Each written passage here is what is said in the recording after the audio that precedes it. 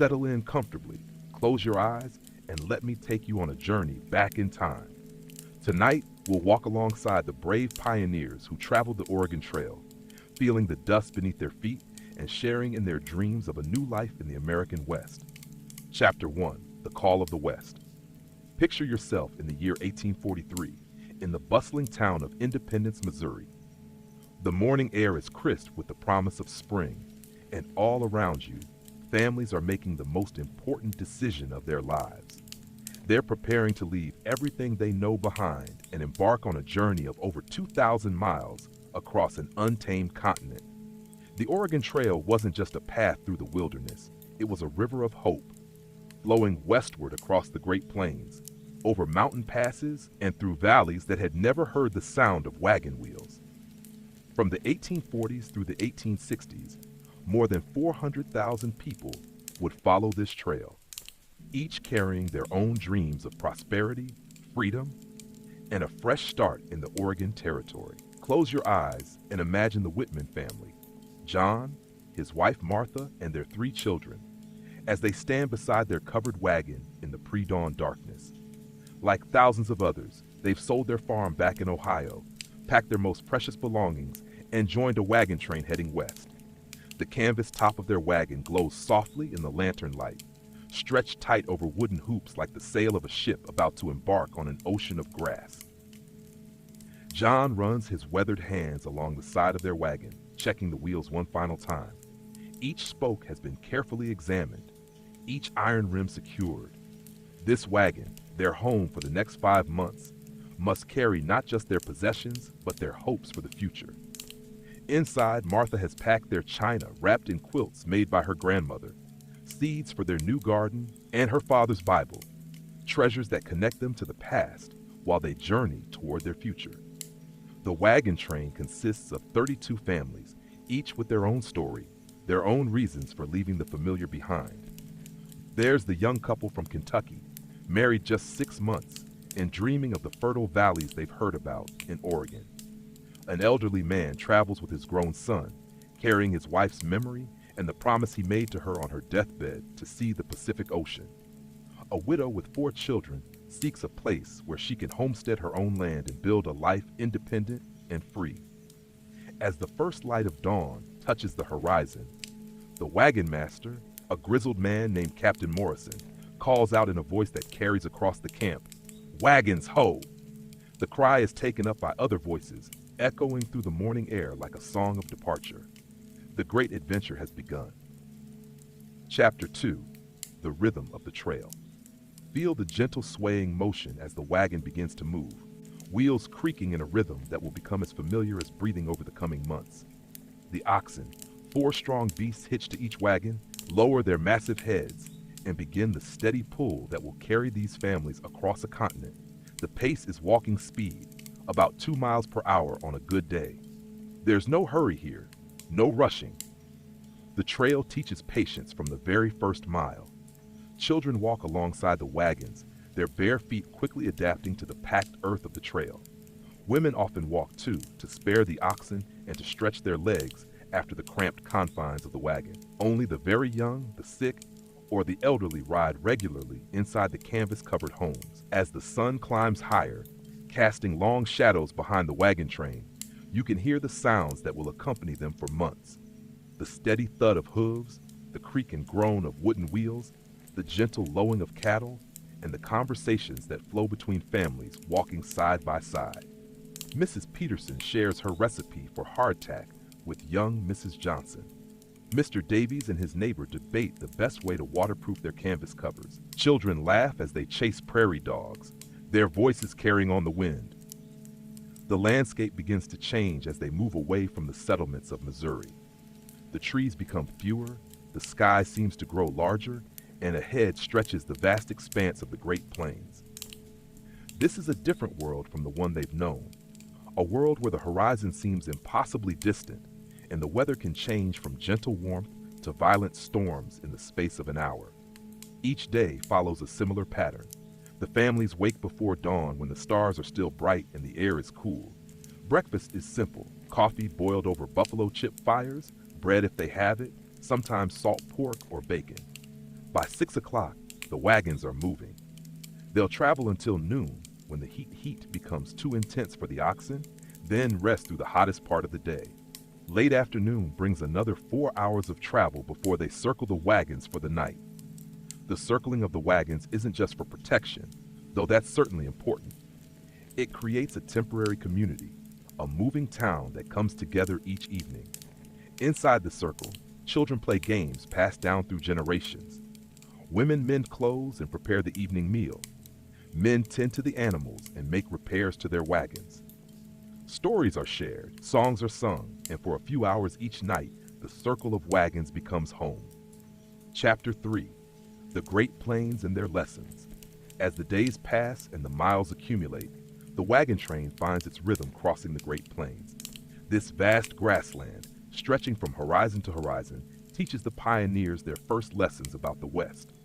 Here, under skies that seem to touch the earth at every edge, they learn about space and silence, about weather that comes without warning, and about the delicate balance between human ambition and nature's indifference. The prairie grass waves in the constant wind like a green ocean, and indeed, many pioneers describe feeling as though they're sailing across a sea of grass. The only trees are those that grow along the rare creeks and rivers, thin lines of green that mark precious sources of fresh water. The trail follows these waterways when possible, for water is the most critical resource on the journey. Young Tommy Whitman walks alongside his family's wagon, his eyes wide with wonder at this new world. Back in Ohio, his view had been limited by trees and hills, by fences and buildings. Here, he can see for what feels like forever. Hawks circle high overhead, their cries the only sound besides the wind and the wagon wheels. Prairie dogs pop up from their burrows to watch the strange procession pass, then disappear with sharp chirps of alarm. The weather on the plains can be both friend and enemy. On clear days, the sun shines with an intensity that makes the canvas wagon tops glow like lanterns. But when storms come, they arrive with dramatic fury. Thunder rolls across the flatland for miles, giving the travelers plenty of warning, but nowhere to hide. Lightning splits the sky in brilliant forks, illuminating the entire landscape in stark momentary detail. One evening, as the Whitman family sits around their small fire eating beans and cornbread, a massive thunderstorm builds on the western horizon. The clouds tower like mountains in the sky, dark and threatening. Captain Morrison orders the wagons to be secured extra tightly, and everyone takes shelter as best they can. The storm, when it hits, is like nothing they've experienced back east. Rain falls in sheets so thick you can't see the wagon next to yours. Hail the size of marbles pounds the canvas covers. Wind threatens to lift the entire wagon train and carry it away. But then, as quickly as it came, the storm passes. The air is clean and cool, washed by the rain. A rainbow arches across the sky, its colors brilliant against the dark clouds moving eastward. The children emerge from the wagons laughing, splashing in the puddles that have formed in the wheel ruts. The adults check for damage and find that their preparations have served them well. This is their first lesson in the resilience that the trail demands and develops. As they travel deeper into the plains, they encounter the great herds of buffalo that still roam this land in numbers that seem impossible to count. The first time the wagon train sees a herd, everyone stops in amazement. The buffalo extend from one horizon to the other, a dark mass of moving animals that seems to flow like a slow river across the grassland. The wagon master calls a halt, and the train waits while the herd passes. This is no brief encounter. The buffalo take nearly 6 hours to move past their position. During this time, the pioneers have their first real glimpse of the abundance and wildness of the West.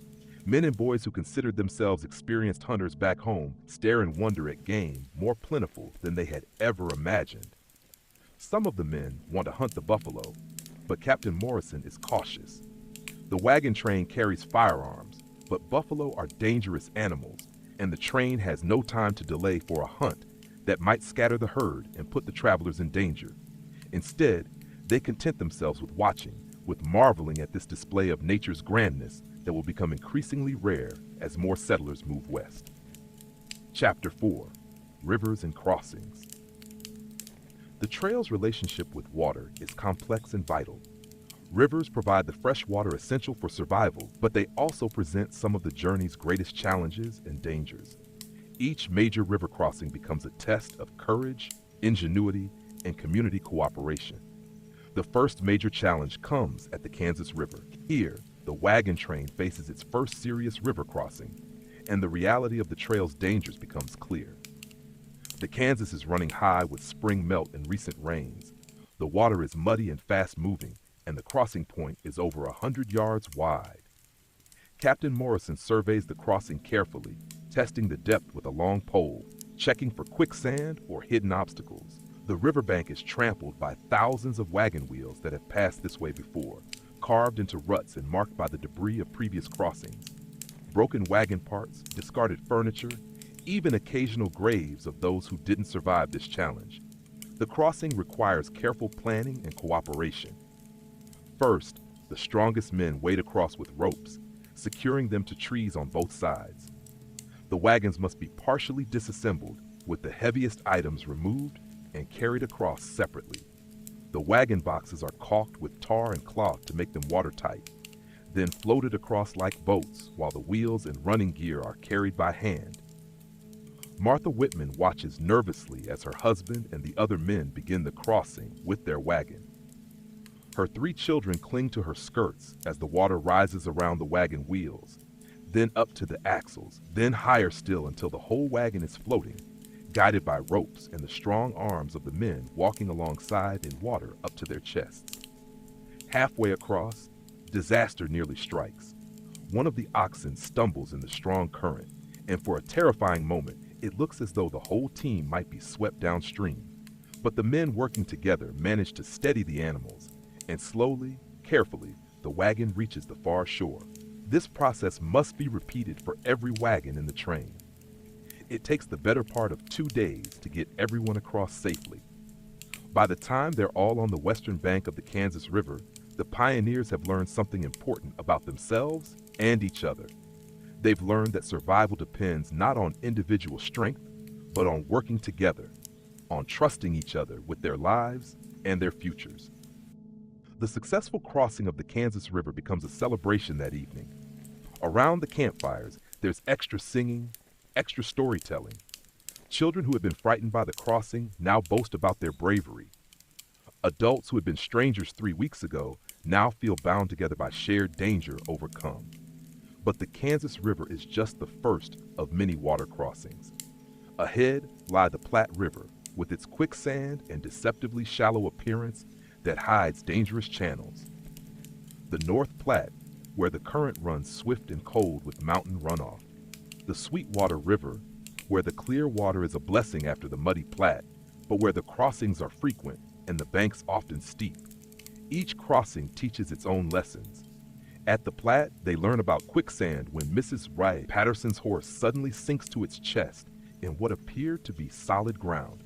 The terrified animal struggles, sinking deeper with each movement, until the men form a human chain to pull both horse and rider to safety. From then on, every step near the river is tested carefully.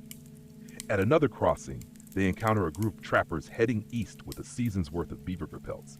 These mountain men, weathered and wild-looking, share stories of the trail ahead. They speak of great rock formations rising from the plains like ancient cathedrals, of mountain passes where snow might fall even in summer, of valleys beyond the mountains where the grass grows green year-round and rivers run clear and cold from glacier-fed sources.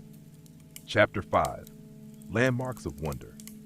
As the wagon train progresses westward, the landscape begins to change in dramatic ways. The endless grassland gives way to more varied terrain, and soon the travelers encounter the famous landmarks that serve as mileposts on their journey to Oregon. The first of these is Courthouse Rock, a massive sandstone formation that rises unexpectedly from the plains like an enormous building constructed by giants. When the children first spot it in the distance, they shout with excitement, pointing at what appears to be a castle on the horizon. As the wagon train draws closer over the course of a full day's travel, the rock formation grows more impressive, its layers of stone telling the story of ancient seas and long-vanished creatures. The pioneers make camp near Courthouse Rock, and that evening, many of them climbed the formation to carve their names into the soft sandstone. John and Martha Whitman, Ohio, 1843. John carves carefully into the rock, adding their family's mark to thousands of others left by travelers who passed this way before them. These carved names become a kind of registry, proof that ordinary people undertook this extraordinary journey. From the top of Courthouse Rock, the view stretches endlessly in all directions. To the east, they can see the faint line of their wagon tracks disappearing into the distance, marking the miles they've already traveled. To the west, more formations rise from the plains, promising new wonders ahead. The children stand in awe, trying to comprehend the vastness of the landscape they're crossing. A few days later, they reach Chimney Rock, perhaps the most famous landmark on the entire Oregon Trail.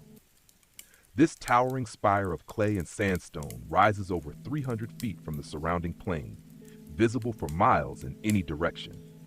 For generations, it served as a beacon for travelers, an unmistakable sign that they were making progress on their westward journey.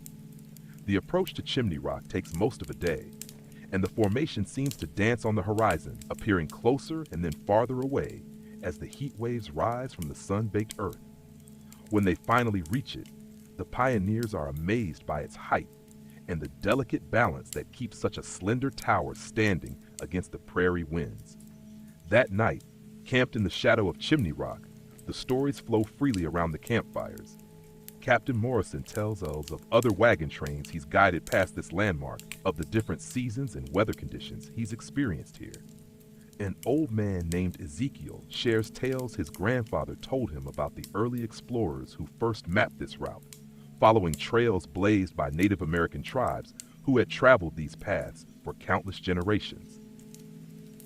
The children listen with wide eyes as Mrs. Patterson tells them about the ancient sea that once covered all this land, about the sea creatures whose fossils can sometimes be found in the rocks.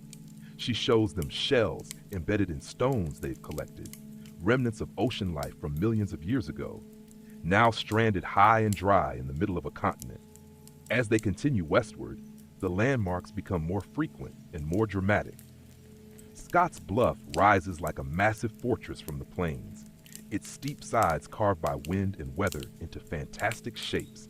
The wagon train follows a narrow passage between towering rock walls, where the wheels echo loudly off the stone and the oxen seem nervous in the confined space.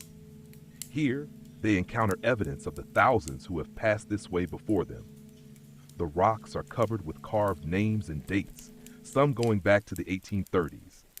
Broken wagon parts litter the side of the trail, wheels that couldn't handle the rocky ground, axles snapped by the strain of the journey, pieces of furniture discarded when the load became too heavy for the weakening oxen. These discarded items tell their own stories.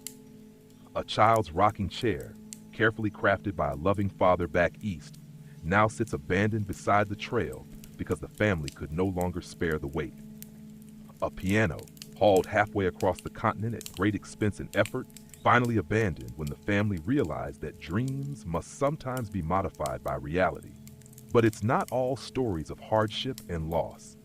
At Register Cliff, where the soft rock face is covered with thousands of carved signatures, the Whitman family finds the name of Martha's cousin, who passed this way 2 years earlier with his own family. The discovery brings tears to Martha's eyes, proof that her relative made it this far safely, and hope that they'll be reunited in the Oregon Territory. Chapter 6. The Platte River Highway. The Platte River becomes the wagon train's constant companion for hundreds of miles, and the pioneers quickly learn why this waterway is called the Highway of the West. The river provides a natural corridor through the plains, with relatively flat ground alongside its banks and water for the animals, though the water itself is often too muddy and full of silt to be palatable for humans. Following the Platte is like following a brown ribbon across the continent. The river is wide and shallow, described by travelers as a mile wide and an inch deep, too thick to drink and too thin to plow. Despite its muddy appearance, the Platte is the lifeline for everything that lives on these plains.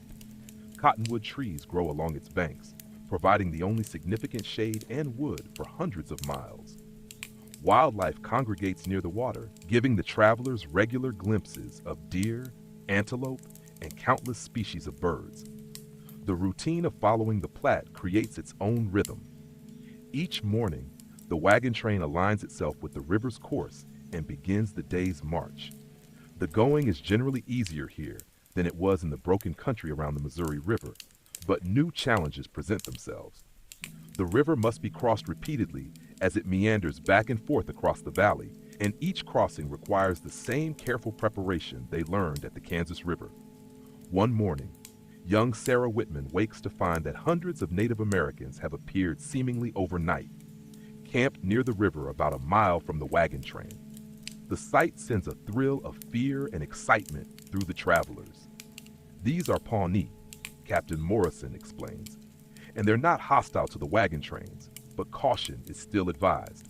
The meeting between the two groups is formal and careful.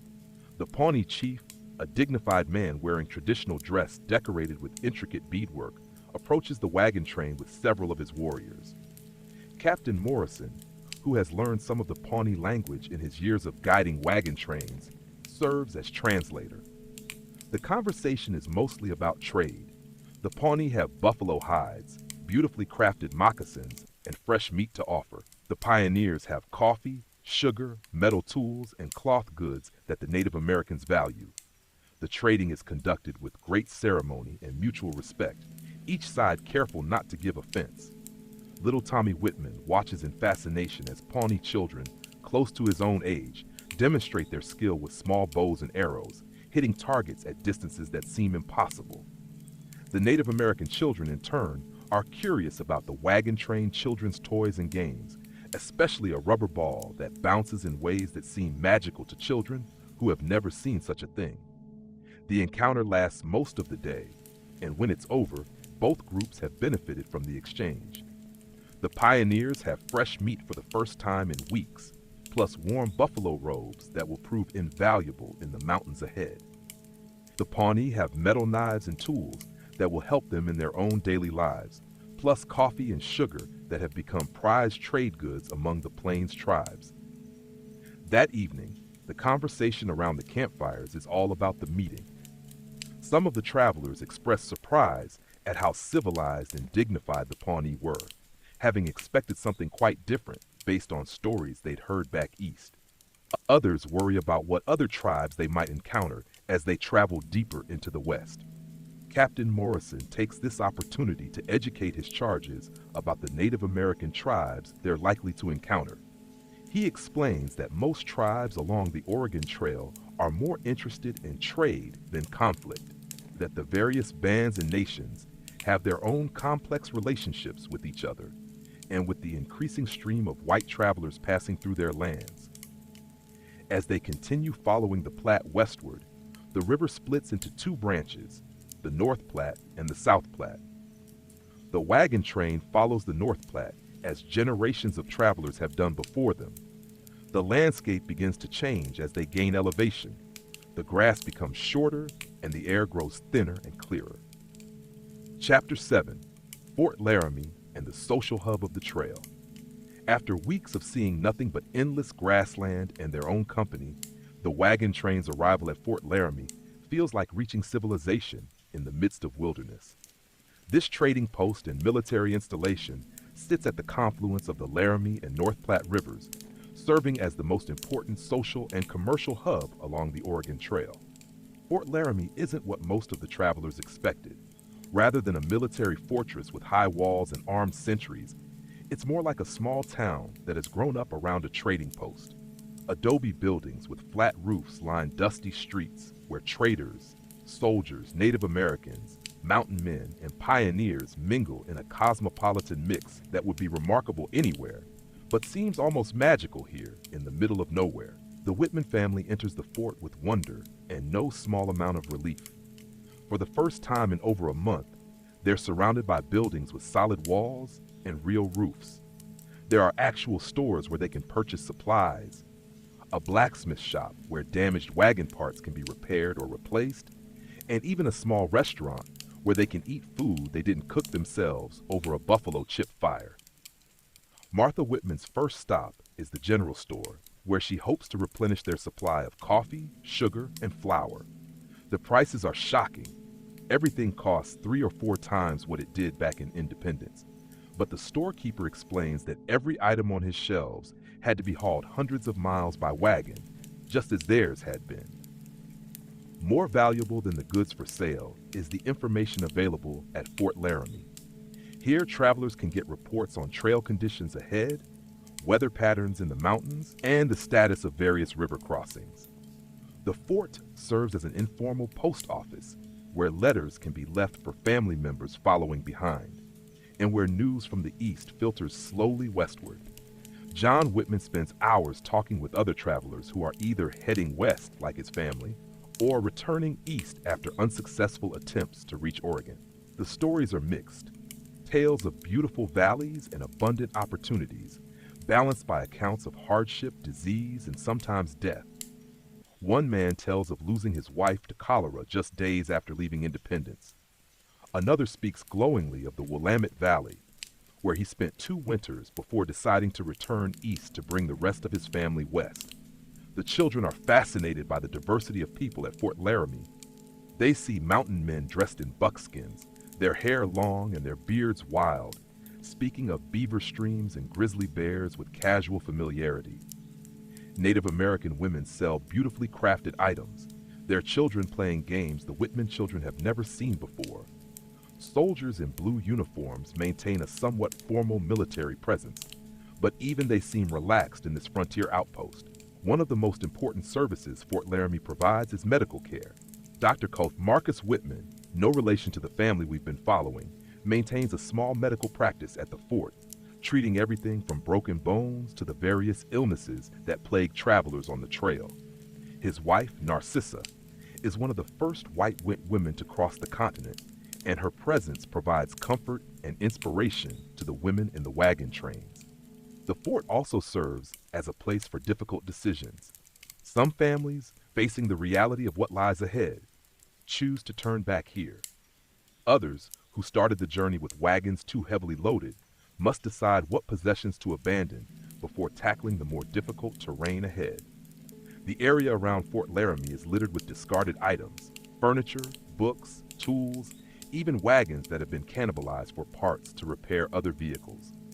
The Whitman family spends 3 days at Fort Laramie, resting their oxen, making repairs to their wagon, and preparing for the more challenging portion of the journey ahead. They purchase extra axle grease, knowing that the desert conditions ahead will be hard on their wagon.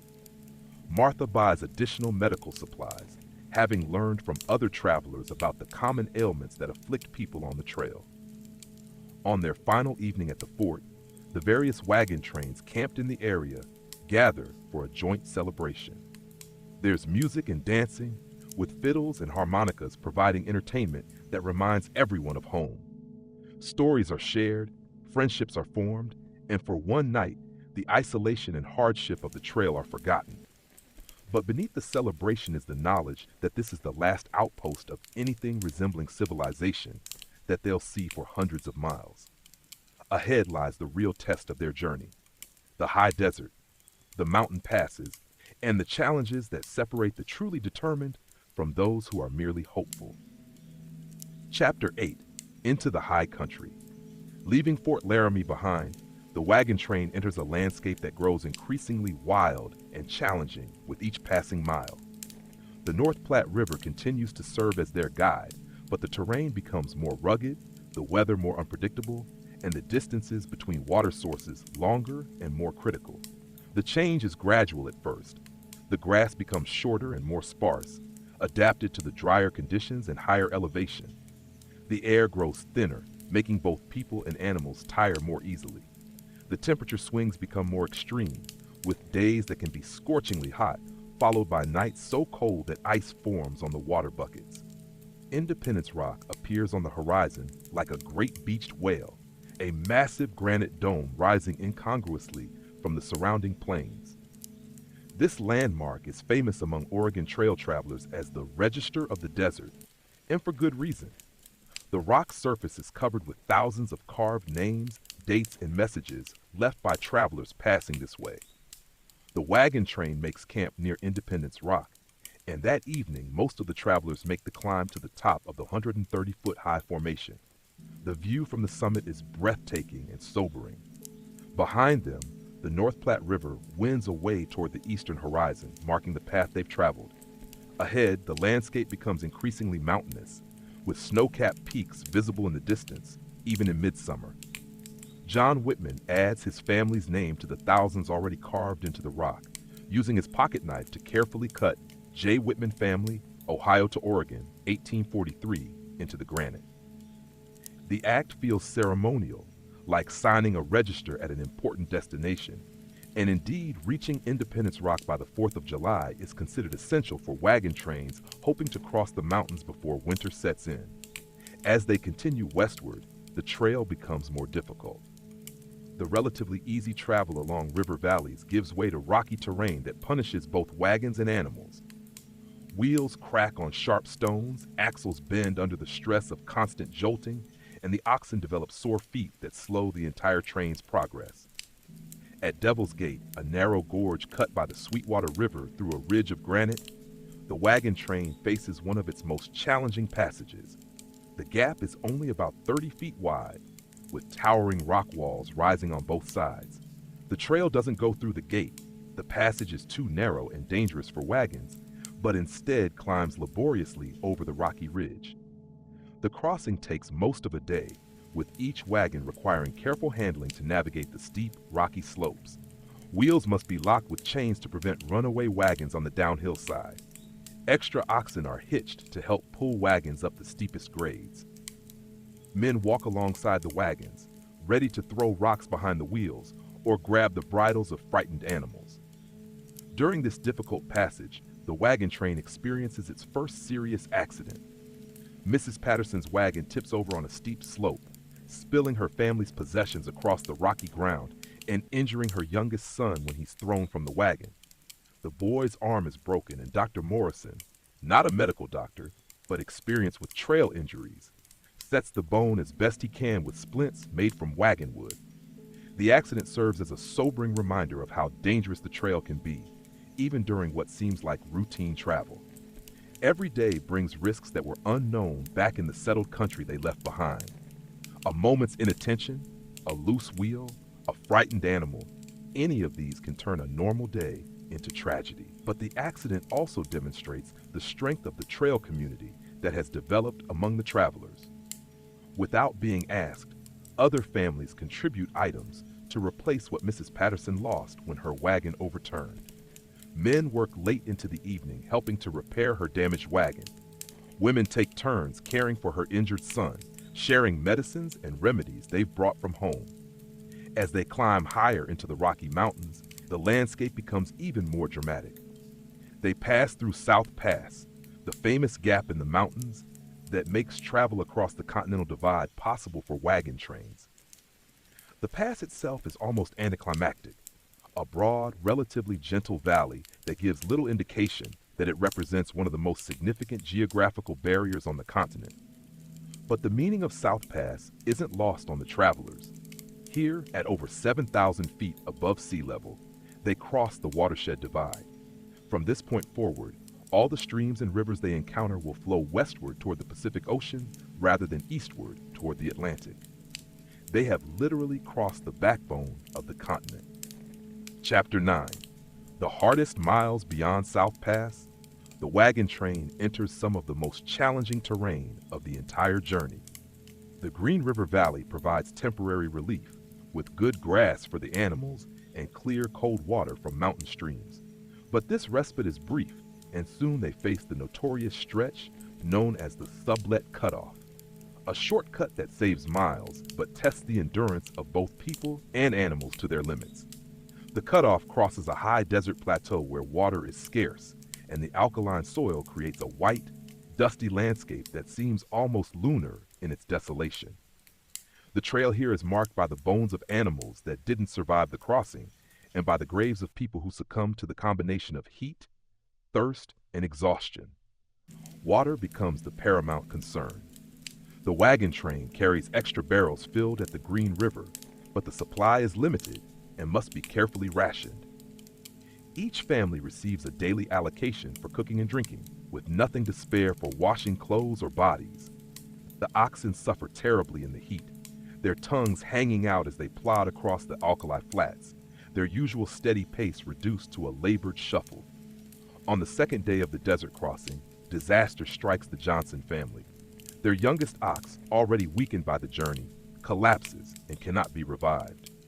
In the harsh arithmetic of trail life, the family faces a cruel choice: abandon their wagon and its contents, or redistribute their belongings among other wagons in the train and walk the remaining 1,000 miles to Oregon.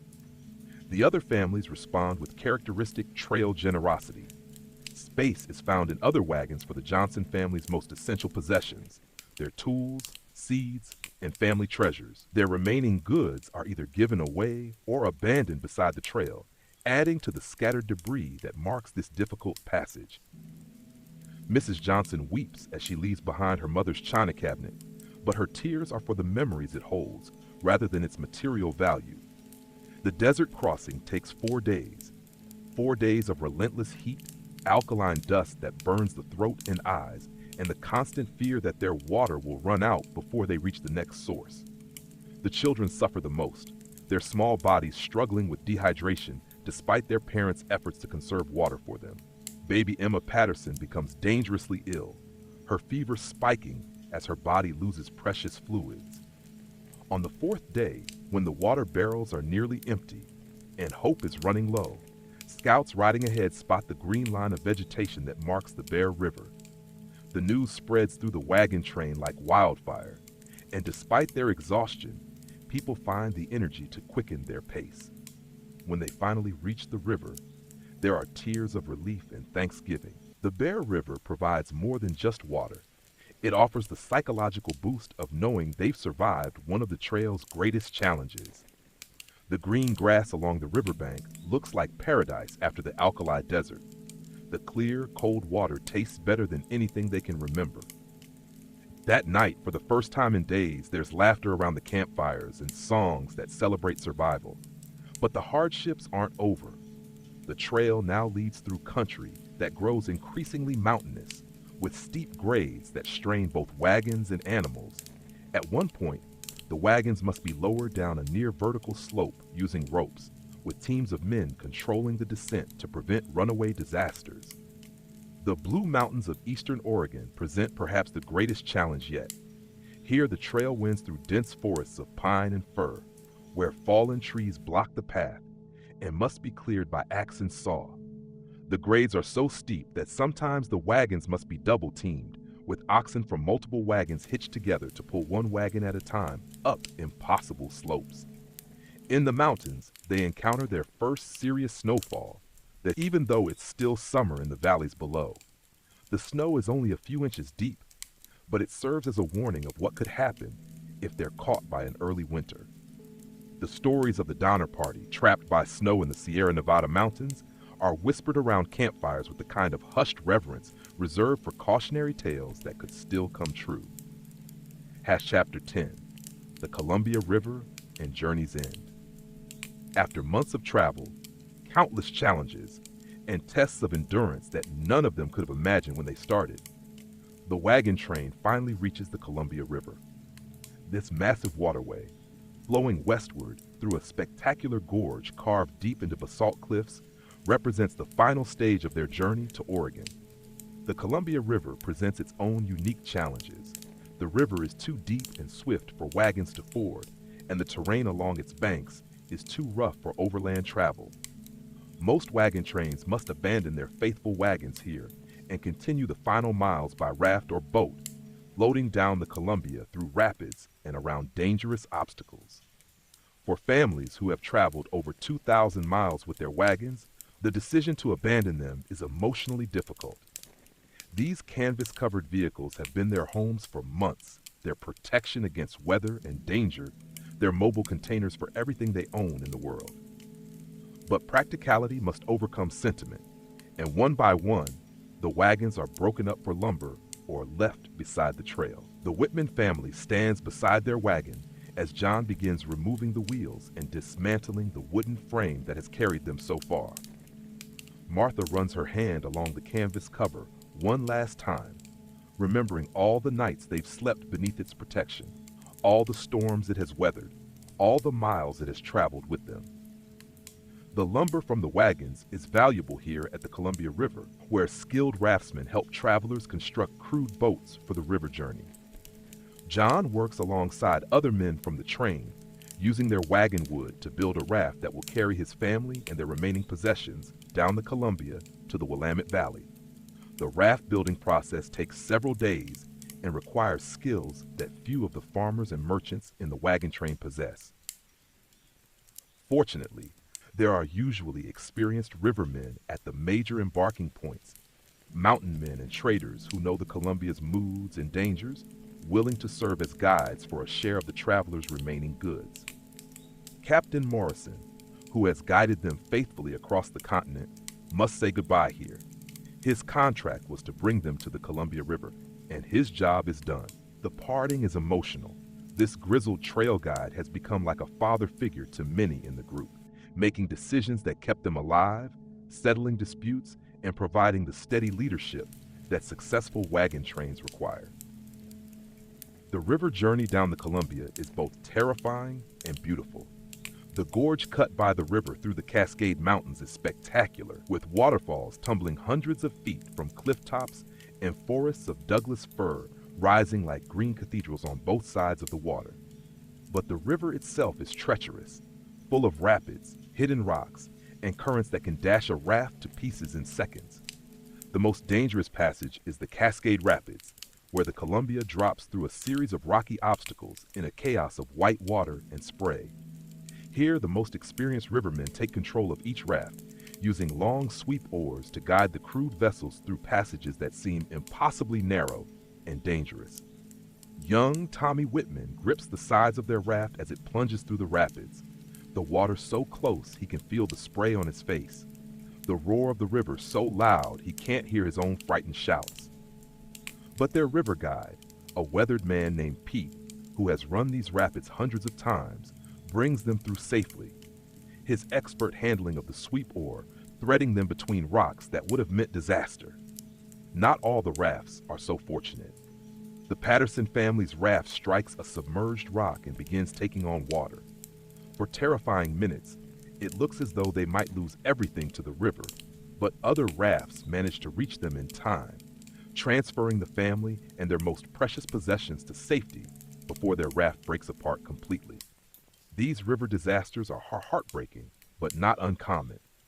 Families who have survived disease, desert crossings, mountain passes, and every other challenge the trail could offer sometimes lose everything in the final miles of their journey. The Columbia River bottom is littered with the remains of rafts and the possessions of travelers who came so close to their destination before meeting disaster. But for those who navigate the river successfully, the reward is worth every moment of fear and hardship.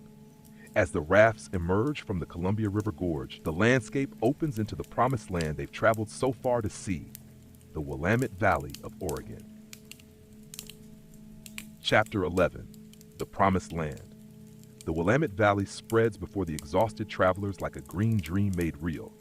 After months of alkali deserts, rocky mountains, and dangerous river crossings, they find themselves in a landscape that seems almost too good to be true. The valley floor is covered with rich, dark soil perfect for farming. Clear streams flow down from the surrounding mountains, providing abundant fresh water. The climate is mild, with gentle rains that keep everything green and growing. For Martha Whitman, the first sight of the Willamette Valley brings tears of joy and relief. This is what they dreamed of during those long, hot days crossing the plains, what they hoped for during the freezing nights in the mountains, what they prayed for during the dangerous river passage. Here is the new life they've traveled over 2,000 miles to find. The families from the wagon train scatter as they reach the valley, each seeking their own piece of the Oregon Territory to call home. The Homestead Act allows each family to claim 160 acres of land simply by living on it and improving it for 5 years. After the cramped confines of their Ohio farm, 160 acres seems like an enormous estate to the Whitmans. John Whitman chooses a site near a clear running stream with good timber for building and soil that looks rich and deep. The first task is building shelter before winter sets in. Using skills learned from other pioneers and techniques adapted to the materials available in Oregon, the family constructs a log cabin that will be their home while they establish their farm. The work is hard, but it's the good kind of hard work that builds something permanent and valuable. Every tree cut, every log notched and fitted, every chink filled with mud and moss brings them closer to having a real home again. The children help as they can, gathering firewood, carrying water, and learning the 100 skills that frontier life requires. Other families from their wagon train settle within a few miles of the Whitmans, creating the nucleus of what will become a thriving farming community. The bonds forged on the trail prove strong enough to last, and the neighbors who helped each other survive the journey continue to help each other build new lives in Oregon. The first winter is challenging but manageable. The Oregon climate is much milder than what they knew in Ohio, with rain instead of snow and temperatures that rarely drop below freezing. The cabin keeps them warm and dry, and the supplies they brought from the east, supplemented by hunting and trading with other settlers, see them through until spring. Spring in the Willamette Valley is a revelation. The whole landscape explodes with green growth, wildflowers carpet the meadows, and the streams run full with snowmelt from the mountains. John plants his first crop in Oregon soil, using seeds carefully preserved throughout the long journey. Martha starts a garden with vegetables that will feed the family and herbs that will provide medicine and seasoning. The children adapt quickly to their new life. Tommy learns to fish in the stream that runs past their cabin, catching trout that would have been unimaginable luxuries back in Ohio. Sarah helps her mother with the endless tasks of frontier housekeeping, cooking over an open fire, making soap from ashes and animal fat, spinning wool from their sheep into thread for clothing. As summer progresses, it becomes clear that their gamble has paid off. The soil is as rich as promised, the climate as favorable as hoped.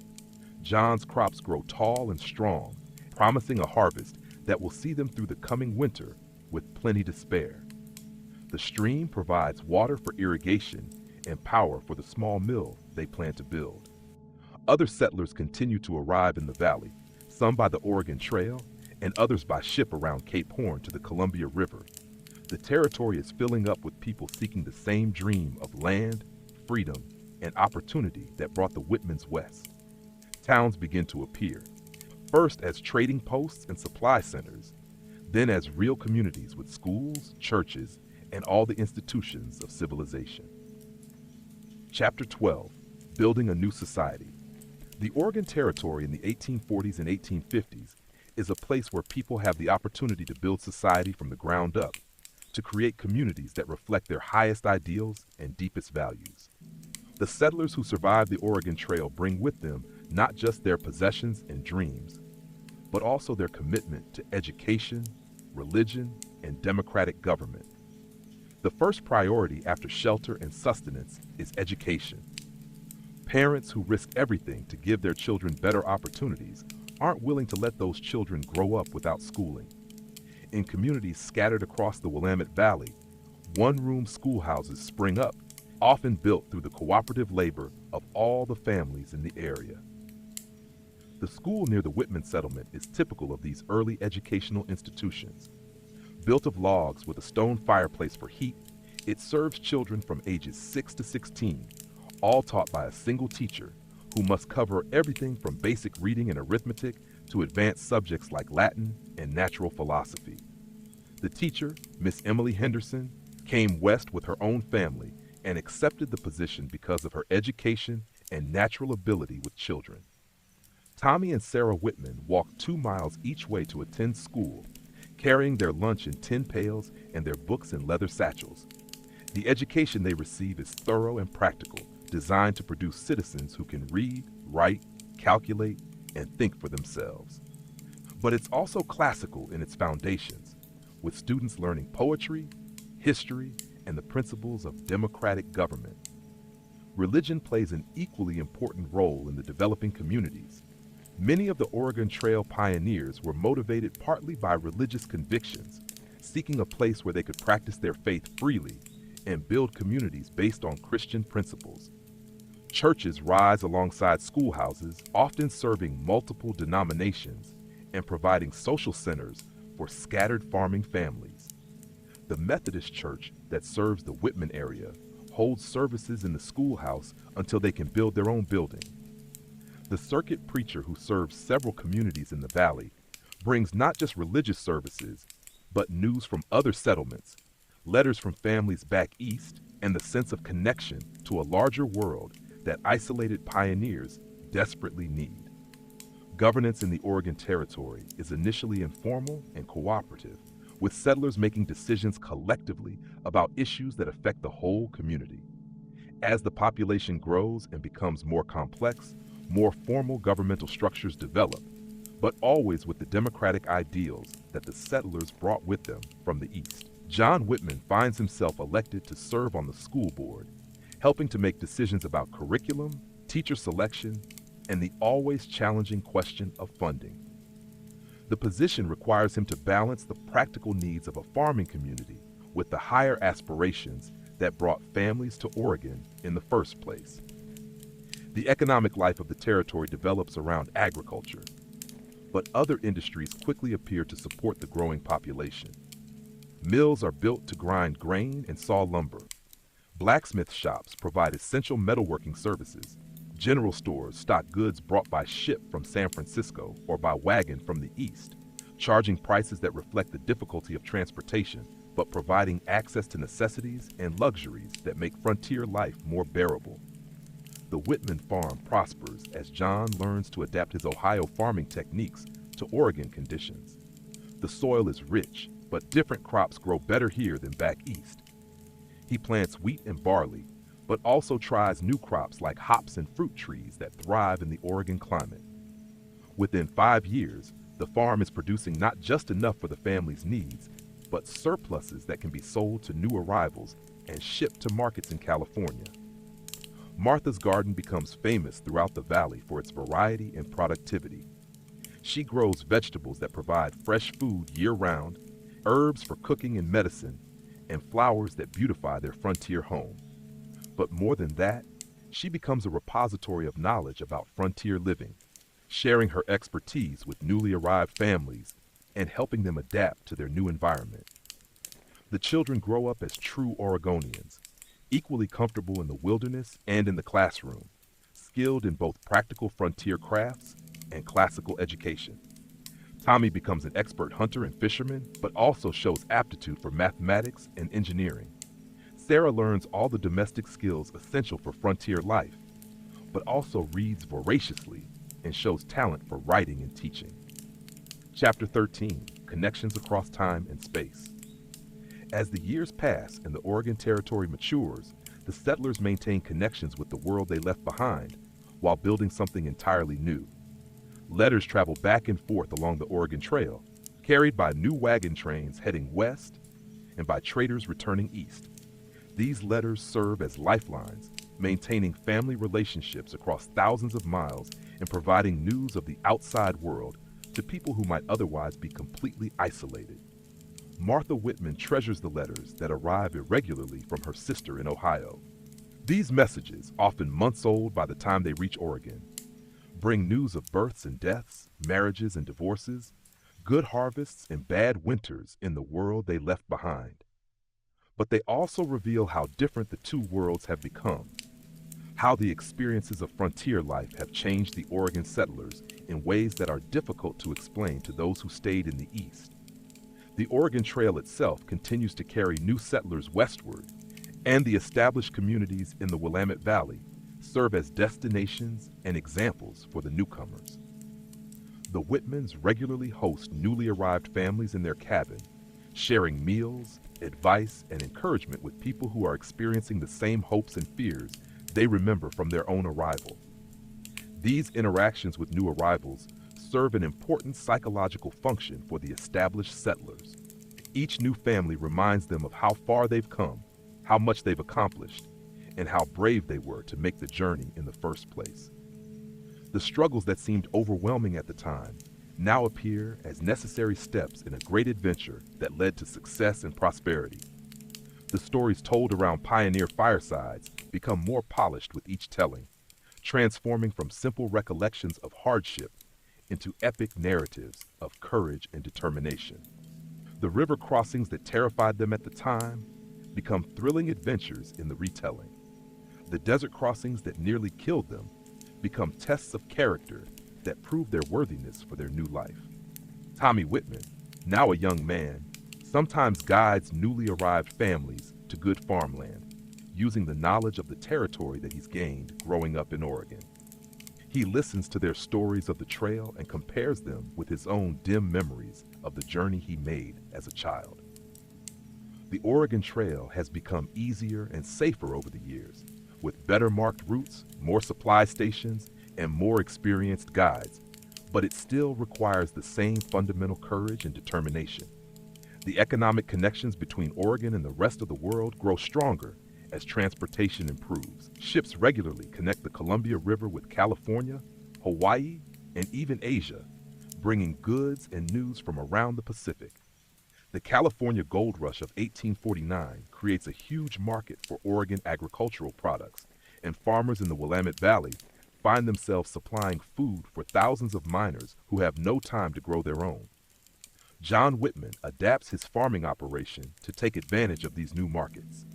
He increases his wheat production to meet the demand from California and begins raising cattle and hogs that can be driven south to the mining camps. The prosperity that results allows him to improve his farm with better buildings, more modern equipment, and hired help during harvest season. The political development of the Oregon Territory reflects the democratic ideals that the pioneers brought with them. When Oregon applies for statehood in the 1850s, the Constitution written by the Territorial Convention embodies principles of individual liberty, democratic government, and social equality that were advanced for their time, though still limited by the prejudices of the era. The debate over statehood brings national attention to Oregon, and the territory becomes part of the larger American discussion about slavery, states' rights, and the nature of the Union. Oregon enters the Union as a free state, reflecting the anti-slavery sentiments of most of the settlers who came west seeking free labor opportunities on their own land. Chapter 14. The Trail's Legacy. By the 1860s, the great era of Oregon Trail migration is coming to an end. The Transcontinental Railroad, completed in 1869, provides a faster and safer way to reach the West, and the easy availability of good farmland in Oregon begins to diminish as the best locations are claimed. But the legacy of the trail and the people who traveled it continues to shape the American West and the American character. The Whitman family, now prosperous and well-established in their Oregon community, represents the success story that the Oregon Trail promised. Their farm has grown from a single-room cabin and a few cleared acres to a substantial operation with modern buildings, improved livestock, and productive fields that feed not just their own family, but contribute to the prosperity of the entire region. The children who made the journey as youngsters have become the foundation of Oregon society. Tommy Whitman marries a daughter of another pioneer family and establishes his own farm in the valley. Sarah becomes a teacher, using her education to help shape the next generation of Oregonians. The youngest Whitman child, born in Oregon, grows up as a native of the territory with no memory of any other place. The communities built by Oregon Trail pioneers become the foundations of cities and towns that will continue to grow and prosper. The democratic institutions they established, the schools they built, and the churches they founded provide the infrastructure for a civilization that balances individual opportunity with community responsibility. The environmental impact of the Oregon Trail is also significant. The thousands of wagons, hundreds of thousands of animals, and countless campfires left their mark on the landscape. Some areas were overgrazed, some streams were polluted, and some forests were cleared for fuel and building materials. But the overall impact was relatively light compared to what would come later with industrial development and large-scale agriculture. The trail itself becomes a historical artifact, its ruts still visible in some places more than a century later.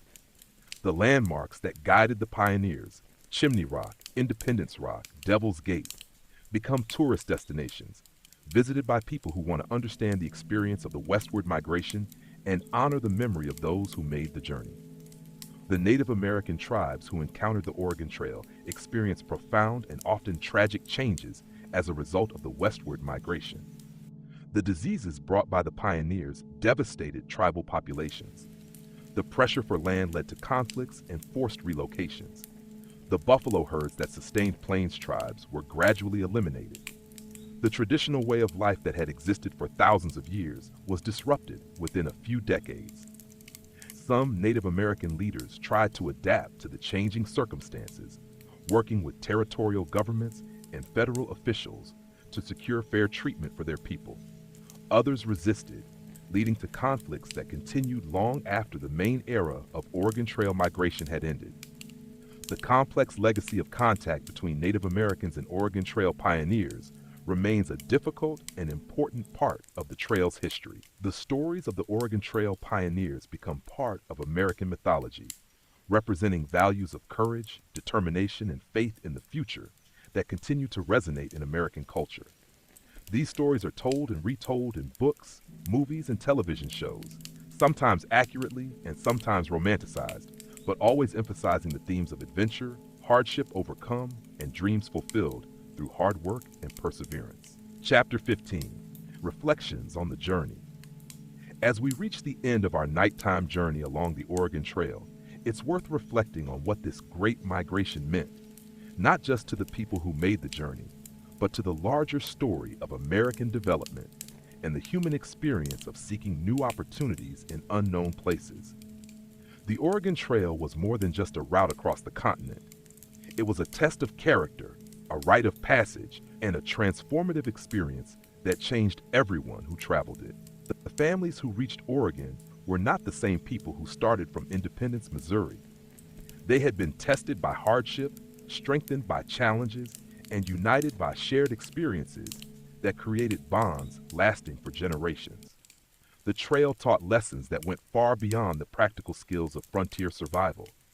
It taught people about their own capabilities, about the importance of community cooperation, and about the kind of leadership that emerges naturally in times of crisis. It taught children about courage and adults about the rewards that can come from taking calculated risks in pursuit of worthy goals. The democratic ideals that the pioneers carried west were refined and strengthened by the trail experience. When survival depends on group cooperation and collective decision-making, the principles of democracy become more than abstract political theory. They become practical necessities for success. The town meetings and collaborative decision-making that characterized wagon trains became the foundation for the democratic institutions that the pioneers established in their new communities. The Oregon Trail also represents one of the largest voluntary migrations in human history. Unlike many population movements that were driven by war, famine, or persecution, the Oregon Trail migration was motivated primarily by hope and opportunity. People chose to leave familiar surroundings and risk everything they had for the chance of something better. This element of choice is crucial to understanding the trail's significance. The pioneers weren't refugees fleeing disaster. They were entrepreneurs of a sort, investing their lives and futures in the possibility of greater prosperity and freedom.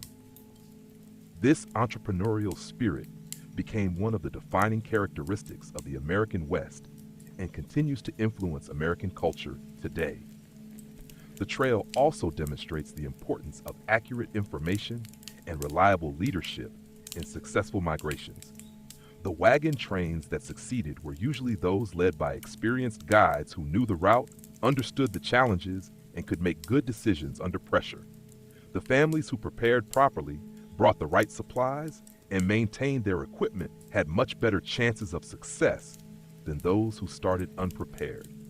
These lessons about preparation, leadership, and the importance of good information remain relevant today, not just for people undertaking physical journeys, but for anyone facing major life transitions or challenging projects. The Oregon Trail pioneers developed a methodology for managing large-scale, long-term endeavors under uncertain conditions that has broader applications. The environmental lessons of the Oregon Trail are also worth considering.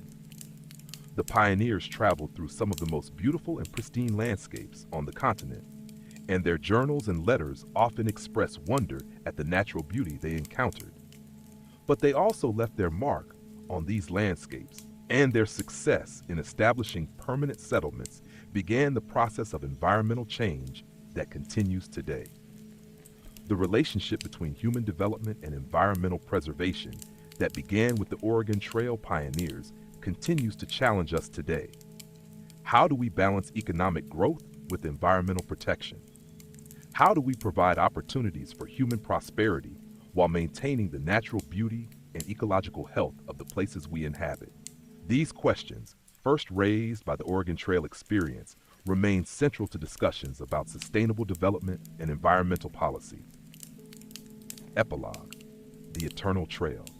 As we close our eyes and let the story of the Oregon Trail settle into our minds like dust settling after the passage of a wagon train, we can still hear the echoes of that great migration in the creaking of wagon wheels, the lowing of oxen, the voices of children playing around evening campfires, and the quiet conversations of adults planning for tomorrow's challenges and opportunities. The Oregon Trail exists now primarily in memory, in the stories passed down through families, in the historical markers that dot the route, and in the imagination of people who wonder what it would have been like to risk everything for the chance of a better life in an unknown land. But the spirit of the trail, the willingness to take risks for worthy goals, the determination to overcome obstacles, the faith in the future that motivates people to leave the familiar behind, continues to inspire people today. Every person who has ever made a difficult decision to pursue opportunity in a new place, every family that has ever moved to a different community for better schools or job opportunities, every entrepreneur who has ever started a business based on nothing more than a good idea and hard work, carries something of the Oregon Trail spirit with them. The trail reminds us that ordinary people are capable of extraordinary achievements when they're motivated by worthy goals and supported by communities of mutual aid and shared purpose. The farmers and merchants and craftsmen who made up the wagon trains weren't professional adventurers or trained explorers. They were regular people who decided that their dreams were worth the risks required to pursue them. Perhaps most importantly, the Oregon Trail teaches us about the power of persistence. The journey took months of steady progress, day after day, mile after mile, with no shortcuts and no easy alternatives. Success came not from dramatic heroic gestures, but from the quiet courage of getting up each morning and continuing the journey, even when the way ahead was unclear and the challenges seemed overwhelming. As we drift off to sleep, we can imagine ourselves walking alongside those long-ago pioneers, sharing their campfires, listening to their stories, and drawing inspiration from their example. The trail they followed may be mostly forgotten now, covered by highways and cities and farms, but the path they showed us, the path of courage, determination, and faith in the future, remains open to anyone willing to follow it. The wagon trains are gone, the oxen have returned to dust, and the canvas covers have long since rotted away. But somewhere in the great American West, if you listen carefully on a quiet evening when the wind is just right, you can still hear the echoes of their passage. The creak of leather, the jingle of harness, the voices calling "Wagons ho!" as another day's journey begins on the eternal trail toward hope and opportunity. Sleep well and dream of wide horizons and the courage to pursue them. The Oregon Trail continues in the hearts of all who dare to dream of better days ahead and have the determination to make those dreams reality through their own efforts and the support of their communities. The trail never really ends. It just waits for the next group of travelers brave enough to follow it toward their own promised land. The end.